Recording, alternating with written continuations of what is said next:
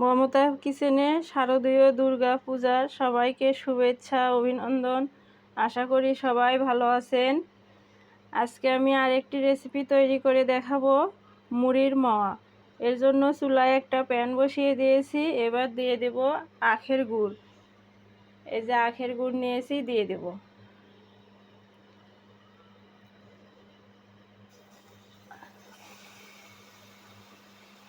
আখের গুড় দিয়ে দিচ্ছি। এবার সামান্য ওই বাটি ধুয়ে একটু জল দেব।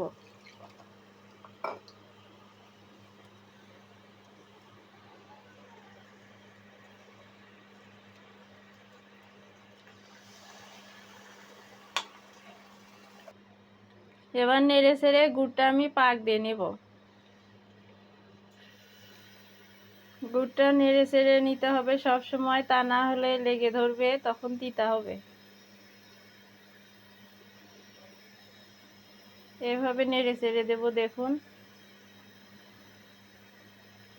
আখের গুড় আপনারা হয়তো অনেকে ভাববেন যে কোথায় পাবো।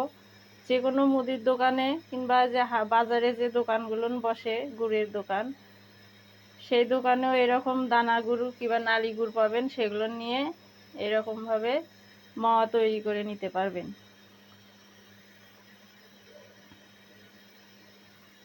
এটা খেতে অসাধারণ লাগে। সামনে লক্ষ্মী পূজা, লক্ষ্মী পূজা উপলক্ষে মাওয়া তৈরি করবেন। পূজাতেও দিতে পারবেন তৈরি করে। দেখুন কিভাবে পাক আসতেছে গুড়ের। নেড়ে চেড়ে আমি পাক দিয়ে নিচ্ছি।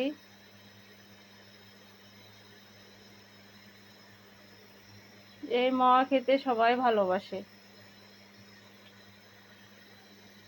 পূজার সময় বাড়িতে অনেক আত্মীয় স্বজন আসে, তাদেরকে এরকম মাওয়া দিলে আর কি খুশি হয় খেতে। বাচ্চারা তো অনেক খুশি হয়। অনেকে মাওয়া কিনে খায়। এই রেসিপিটা ফলো করে নিজেরাই বাড়িতে স্বাস্থ্যসম্মত মাওয়া তৈরি করে খেতে পারবেন।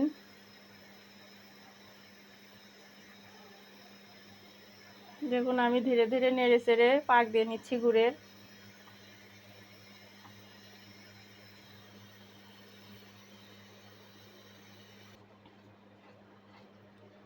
আমি এভাবে 2-1 মিনিট নেড়ে চেড়ে গুড়টা পাক দিয়ে নিয়েছি।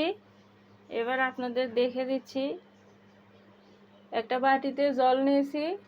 দেখুন, যখন দেখবেন গুড়টা এরকম আঠা সুতার মতো হয়ে আসছে, তখন ভাববেন এই পাকটা পারফেক্ট হয়েছে। এবার আমি মুড়ি দিয়ে দেব। এখানে আমি মুড়ি নিয়েছি, দিয়ে দিচ্ছি। অল্প অল্প করে দিয়ে দেব।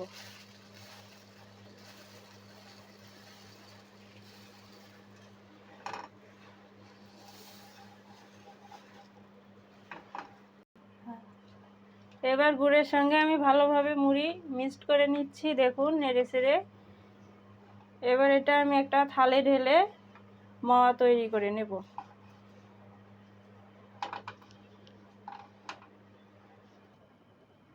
দেখুন, এভাবে আমি মাওয়া তৈরি করে নিচ্ছি। একটা প্লেটে সাইডে রেখে দিলাম। একইভাবে আমি আরেকটা দেখে দিচ্ছি।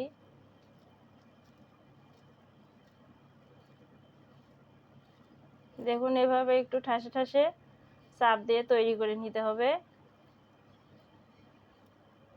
দেখুন কত সুন্দর পাক এসেছে।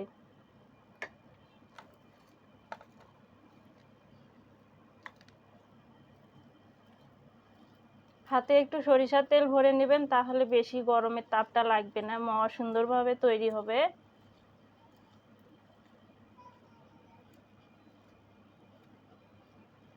দেখুন কত সুন্দর হয়েছে।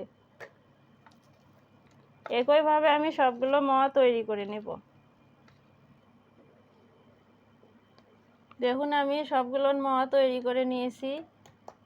কত সুন্দর মচমচে হয়েছে, অসাধারণ। এভাবে আপনারাও তৈরি করে খেয়ে দেখবেন, ভালো লাগবে। আমার পুরো ভিডিওটি দেখবেন, পাশে থাকবেন। সবাই ভালো থাকবেন, সুস্থ থাকবেন। কথা হবে পরবর্তী ভিডিওতে। ধন্যবাদ।